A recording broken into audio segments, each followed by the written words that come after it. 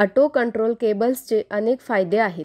विशेषतः ऑटोमोटिव्ह आणि औद्योगिक अनुप्रयोगांमध्ये या केबल्स विश्वसनीय सिग्नल ट्रान्समिशन, पॉवर वितरण आणि प्रक्रिया नियंत्रण सक्षम करतात, ज्यामुळे विविध प्रणालीचे सुरळीत ऑटोमेशन सुनिश्चित होते.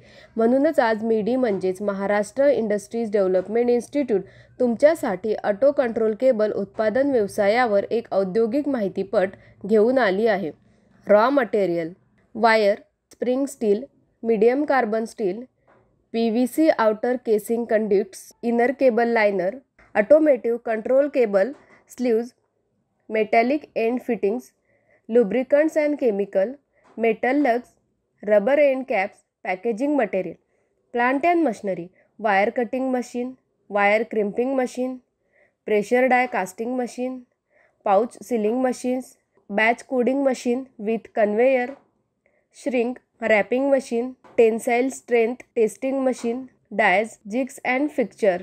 प्रोसेस: सर्वप्रथम सर्व कच्चा माल खरेदी केला जातो आणि नंतर त्याची येणारी गुणवत्ता तपासणी केली जाते. ऑटो कंट्रोल केबल लाइनर्स: बाह्य कंड्यूट्स, आतील स्टील वायर्स आणि स्लीव्ज बनवण्यासाठी 4 प्रमुख घटक वापरले जातात. सर्वप्रथम बाह्य कंड्यूट्स वापरले जातात आणि त्यानंतर त्यात लाइनर्स टाकले जातात. बाह्य कंड्यूट्सच्या आकाराइतके लाइनर्स कापले जातात. यानंतर आतील तारा कापल्या जातात आणि डाय कटिंग आणि ग्रीझिंग केले जाते. त्यानंतर आतील भाग लाइनरमध्ये बसवला जातो. लाइनरमध्ये आतील भाग बसवल्यानंतर आवश्यकतेनुसार त्यात रबर कॅप, बूट, स्लीव्ज यासारखे घटक बसवले जातात. वेगवेगळ्या अनुप्रयोगांनुसार आणि वाहनांनुसार ऑटो कंट्रोल केबल्समध्ये हे घटक वेगळे असतात. केबल बनवल्यानंतर त्याची गुणवत्ता चाचणी केली जाते. चाचणी यशस्वी झालेल्या केबल्स बॅच कोडिंग आणि पॅकेजिंग नंतर बाजारात पुरवल्या जातात.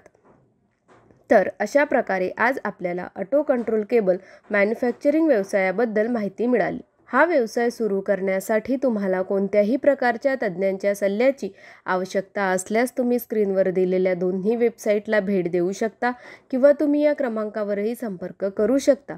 अशा नवीन व्यवसाय कल्पनांसाठी आमचे YouTube चॅनल MIDI उद्योग विश्वला सबस्क्राईब करा आणि नोटिफिकेशन बेलवर क्लिक करा. व्हिडिओ आवडल्यास लाईक, कमेंट आणि व्हिडिओ शेअर करायला विसरू नका.